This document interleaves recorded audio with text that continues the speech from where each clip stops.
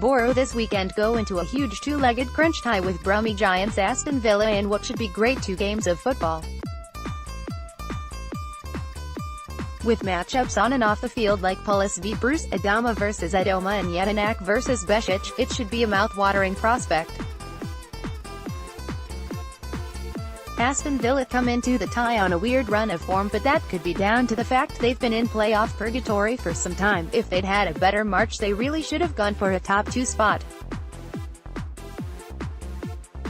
But the regular season is now over, and for all teams in the playoffs it's clean slates all round and everything to play for. So what should we be looking out for from Aston Villa? Strengths: Aston Villa probably boast the strongest squad in terms of depth in the championship. There's a lot of experience there with the likes of Wayland, Snodgrass, Jedinak, Terry and Hutton, who have all played at a higher levels and are used to pressure cooker atmospheres. Another one of Villa's strength is their wide areas. The balance of 2 inverted wingers causes a lot of problems for fullbacks, with Snodgrass and Adama both possessing good delivery from the byline. Snodgrass is a little easier to read, as you know he is more likely than not going to try and put an in-swinger into Boro's penalty area.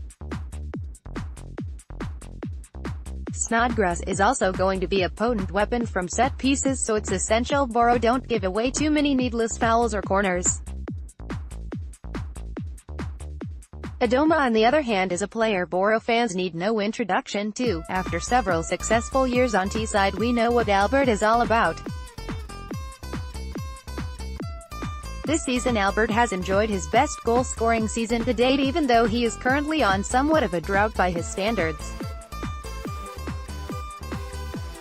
Adama, as opposed to Snodgrass, is going to have to be shackled carefully. His delivery by either foot is very good, so Shotton is likely to have his hands full.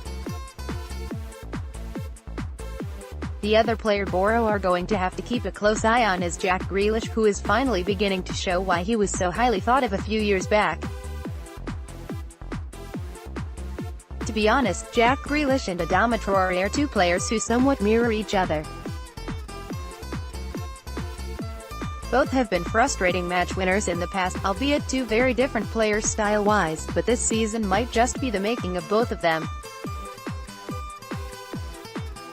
Grealish technically is a very dangerous player, twisting and turning while also clever with his movement around the box. Marking him out of the game will be essential. Weaknesses: Villa are a very strong outfit. Last season they lacked goals, which has been somewhat addressed by Adama, but I'd say Villa this season have lacked a focal point to the team. Their top-scoring striker Graben has plundered most of his goals for Sunderland, while Scott Hogan has only scored 6 goals this season. Most of their goals have come from midfield, with Adama and Aurihane bagging 25 between them.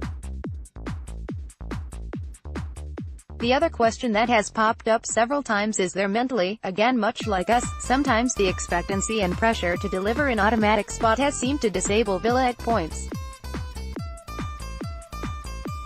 At their best, they can blow away Wolves, but as their month of March proved, they can be exposed for slow starts, much like they were against QPR. Bruce after the game lambasted the performance at the time, saying, "We never got started.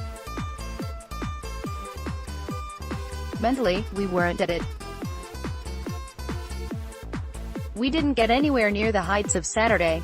If Boro can get out of the traps fast and put Villa under pressure in the wide areas, we could get some joy, but this is a side full of experience, and if we are honest, no one quite handles the playoff scenario quite as well as Steve Bruce." I'm going for 10-0 this weekend.